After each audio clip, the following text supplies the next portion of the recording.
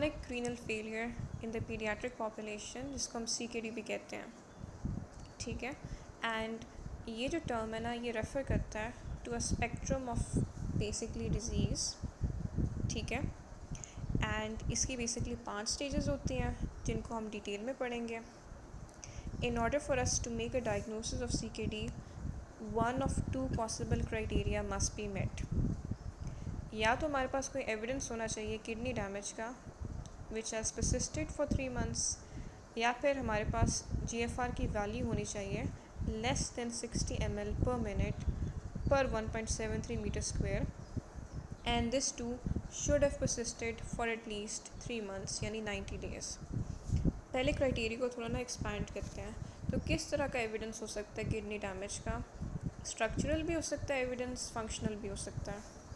Structural evidence हमें कैसे पता चल सकता है? हो सकता है हमने रीनल बायोप्सी की हो और रीनल बायोप्सीज़ की हो, एंड रीनल बायोप्सी से प्रूफ हो कि ये जो डैमेज है it has lasted for at least 3 months, ठीक है. यानी बायोप्सी में हो सकता है कोई एबनॉर्मल हिस्टोलॉजी नज़र आ जाए, जैसे कि glomerular scarring which can be seen in cases of focal segmental glomerular sclerosis which can be a potential cause of CKD, या लूपस नेफ्राइटिस की कोई चेंजेस हो जो कि हमें रीनल बायोप्सी में शो हो और जो कि परसिस्ट करें कम से कम 3 महीने के लिए.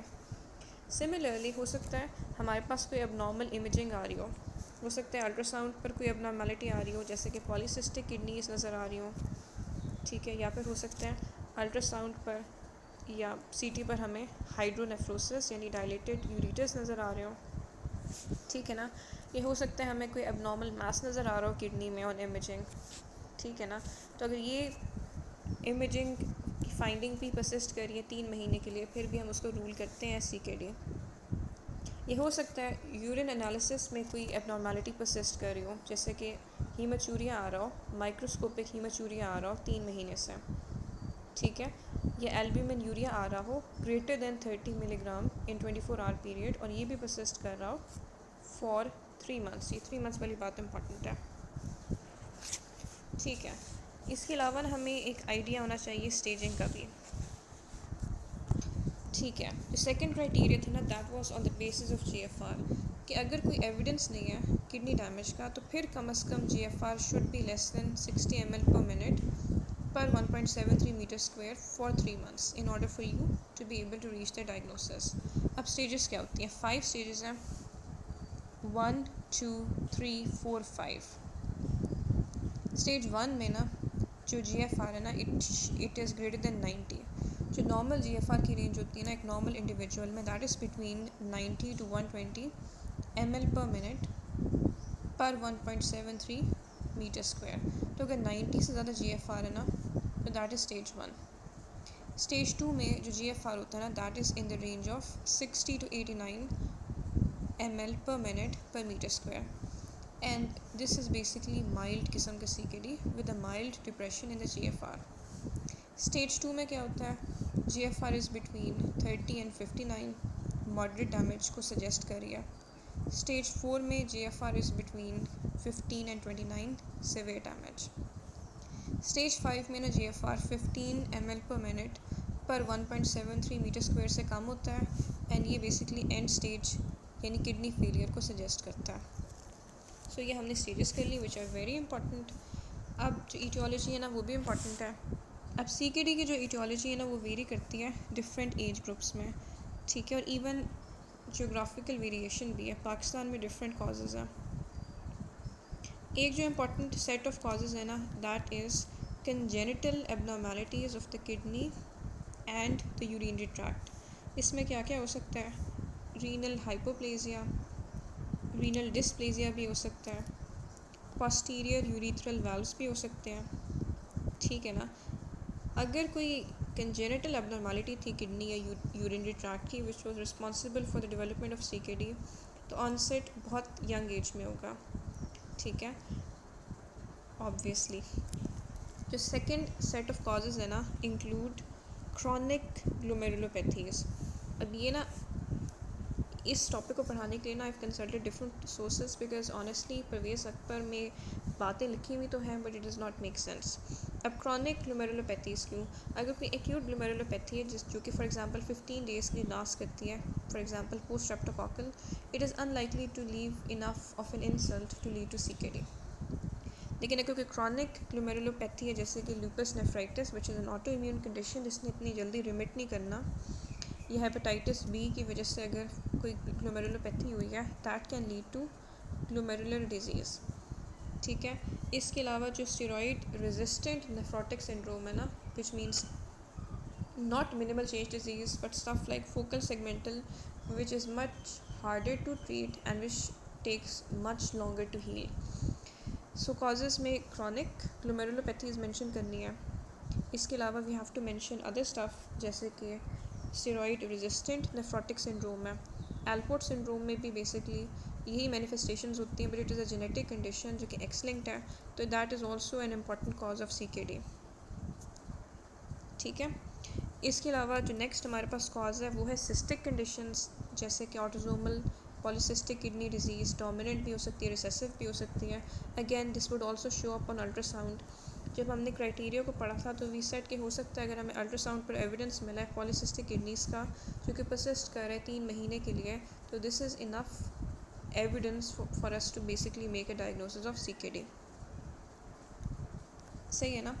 इसके अलावा कॉजेज़ में ये होता है कि हो सकता है कोई एक्यूट इंसल्ट हो जैसे कि haemolytic uraemic syndrome secondary to infection by E coli, या कोई ट्यूबुलो इंटरस्टिशियल डिजीज़ भी तो हो सकती है ना। किस तरह की हो सकती है?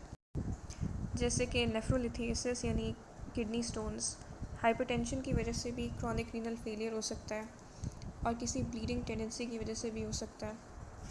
ठीक है ना, जैसे कि uraemic gastric sorry bleeding tendency की वजह से भी हो सकता है, और ये मैनिफेस्टेशंस हैं। अच्छा, so we have talked about all of the ईटियोलॉजीज़।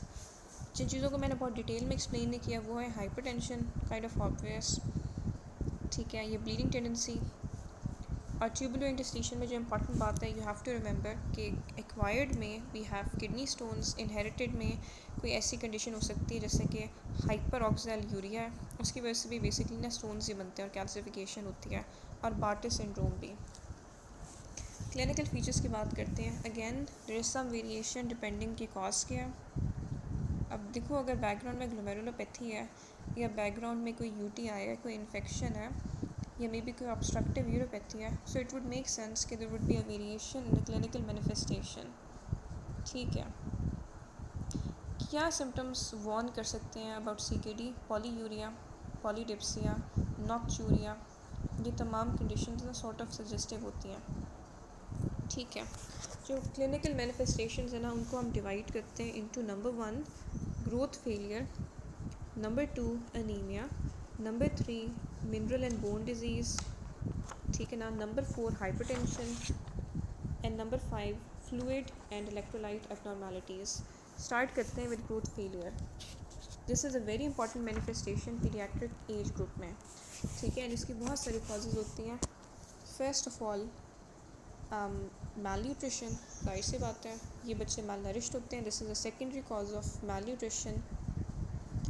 इसके अलावा मिनरल एंड बोन डिजीज़ वाला एस्पेक्ट है ना, बिकॉज हाइपर पैराथायरॉयडिज्म होता है बिकॉज ऑफ द हाइपोकैल्सीमिया, जिसकी वजह से PTH की वजह से बोन रिजॉर्प्शन होती है, ग्रोथ प्लेट की भी रिजॉर्प्शन होती है, विच मीन्स कि बोन की ग्रोथ नहीं होती जब ग्रोथ प्लेट रिजॉर्ब हो जाएगी, एंड दैट मीन्स कि बोन डेंसिटी भी कम होगी और बोन एज भी कम होगी।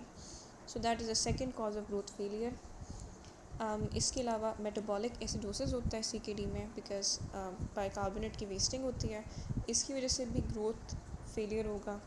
एनीमिया की वजह से भी ग्रोथ फेलियर होगा। अच्छा, CKD में ना जो मेटाबॉलिज्म होता है ना ग्रोथ हार्मोन का और उसके मीडिएटर का, known as insulin like growth factor, ये भी बेसिकली ना सॉर्ट ऑफ अफेक्ट हो जाता है, यानी डिस्टर्ब हो जाता है। तो इसका मतलब है growth hormone and insulin like growth factor 1 is not doing its job properly in a child with CKD, so ये भी कंट्रीब्यूट करेगा towards the growth failure, in addition to the malnutrition, in addition to the metabolic acidosis and the anemia and the bone disease।